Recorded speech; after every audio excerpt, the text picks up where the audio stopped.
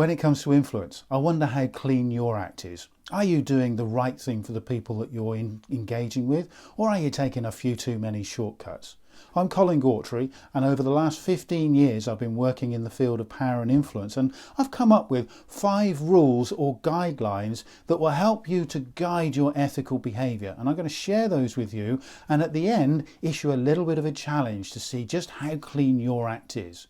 So rule number 1, or guideline number 1, is to always help people to make informed decisions. You're asking them to say yes to whatever it is you're requesting of them.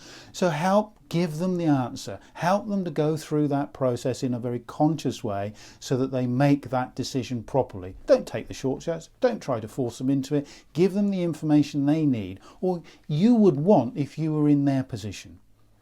Rule number 2 is make sure to communicate the drawbacks. There is no solution that is perfect, right? There's always going to be some downsides. Maybe it's just creating a change in their working life. Maybe it's something that's going to be a little bit uncomfortable, or even worse, they could be at financial loss. Make sure to get those out on the table, because the research is clear that if they hear that coming from you, they are far more likely to be minded to say yes. And if they don't hear it from you, they'll find it out from somewhere else. Rule number 3, put your own agenda on the table in an honest and open way. And I know that might be difficult at times, but again, it's one of those things that they're going to be thinking, what's in it for him? Why is he trying to get me?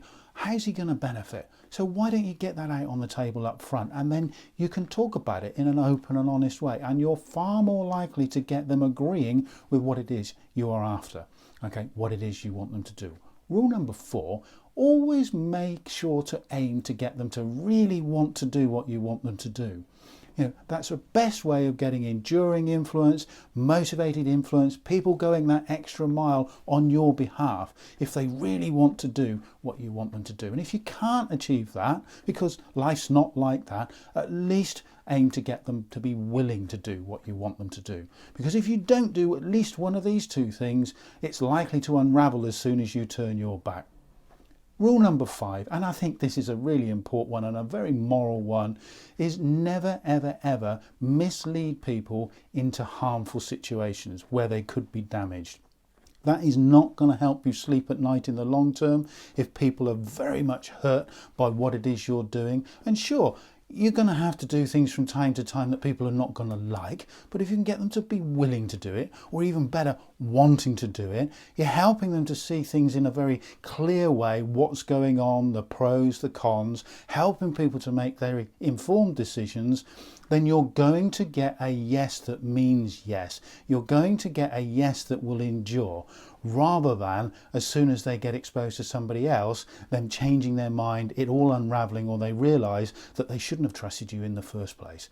So please do remember those 5 rules as you go out there to become more influential. And here's a bit of a challenge. In the link below, I've come up with a list of 21 questions that I wanted to ask you that will help you to reflect on the way you're going out there amongst your stakeholders to influence. And I'll be honest with you, not many people get far down that list before starting to feel a little bit uncomfortable, but it's a really good way to start to realise what these rules mean, what ethical influence is all about, and what you can be doing to have more enduring influence. So have some fun with that.